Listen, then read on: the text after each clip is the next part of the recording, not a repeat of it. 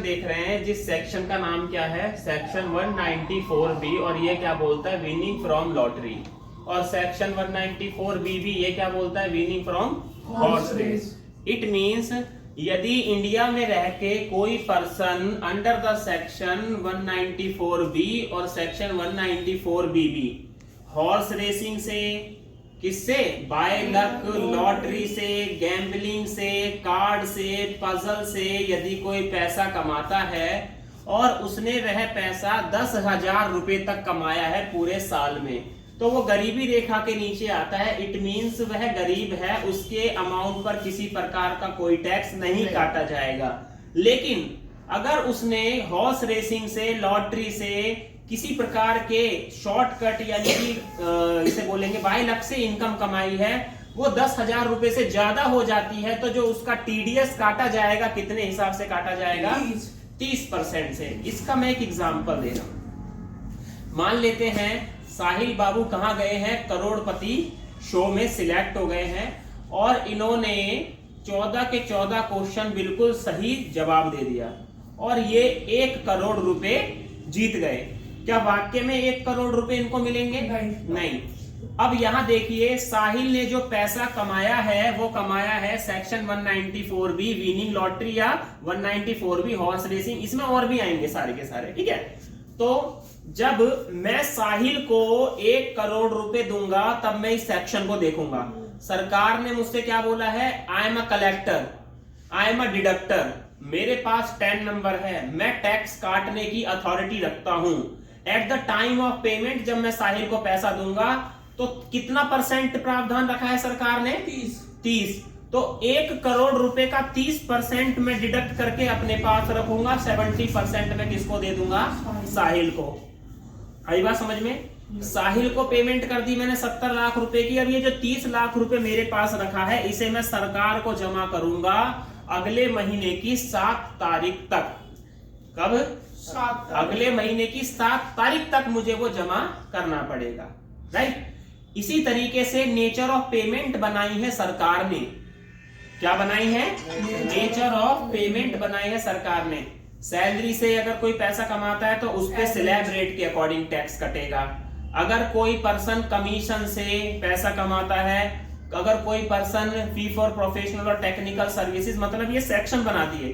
Section 192 salary का हो गया, सेक्शन 193 से लेकर सेक्शन 194 एलबी हमारा किसका हो गया, अदर देन सैलरी का। किसका हो गया? तो इतने सारे सेक्शन में से हम 5-6 सेक्शन जो है वो याद करेंगे। Section 194H, 194J, 194G, 194B, 194BB और 192। Got it? ठीक है। तो इन सेक्शन में आपको ये देखना है कि जब आप पेमेंट करेंगे तो ये जो सेक्शन बनाए हैं, पेमेंट इससे अबव हो रही है तो आप टीडीएस डिडक्ट करेंगे एंड रिमेनिंग पार्ट जो होगा वो पार्टी को पे कर देंगे। और आपकी रेस्पॉन्सिबिलिटी बनती है जो आपने टीडीएस डिडक्ट किया है उस टीडीएस को क्या करना, सरकार को पे करना। टैली में सिर्फ इसकी 3 एंट्री पास होंगी, एक एक्सपेंस ड्यू की, दूसरी पार्टी को पेमेंट करने की और तीसरी गवर्नमेंट को पे करने की। क्या करने की? गवर्नमेंट को पे करने की। Got it? यहां पर बात आएगी किसकी, पैन नंबर यानी कि पैन कार्ड की, और आएगी टैन कार्ड की। किसकी? Tan card. ठीक है। तो यहां बात करते हैं टैन कार्ड से रिलेटेड कुछ चीजें समझते हैं। टैन इसकी फुल फॉर्म होती है टैक्स असेसमेंट नंबर। क्या होती है?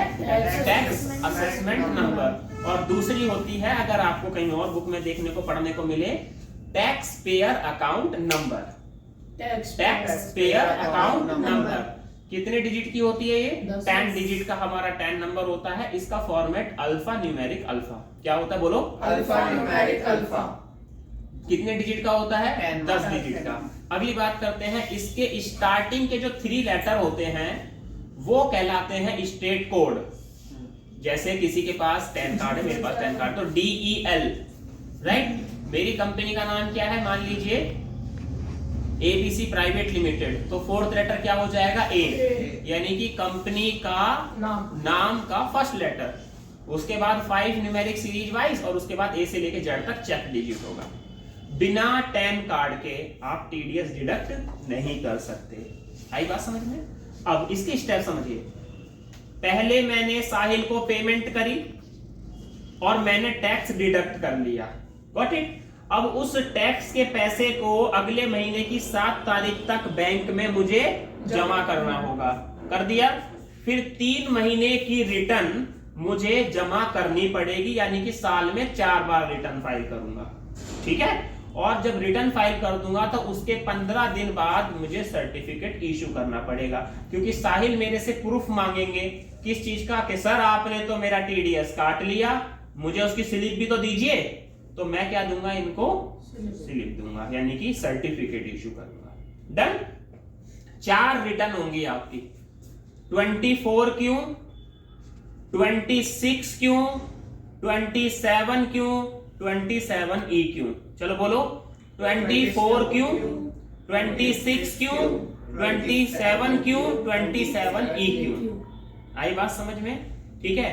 एक फुल फॉर्म और याद कर लीजिए, FVU। क्या? FVU, file validation utility, file validation utility. Tally prime में मात्र 2 वाउचर इसके हमें यूज करने हैं। पहला वाउचर हम यूज करेंगे जनरल वाउचर, एक्सपेंस ड्यू की एंट्री पास करने के लिए, ठीक है, यूनिवर्सल एंट्रीज होगी। और दूसरा वाउचर होगा पेमेंट करने के लिए, सरकार को पेमेंट करने के लिए और पार्टी को पेमेंट करने, ठीक है। तो चलिए इसको समझते हैं और प्रॉपरली प्रैक्टिकल पार्ट शुरू करते हैं।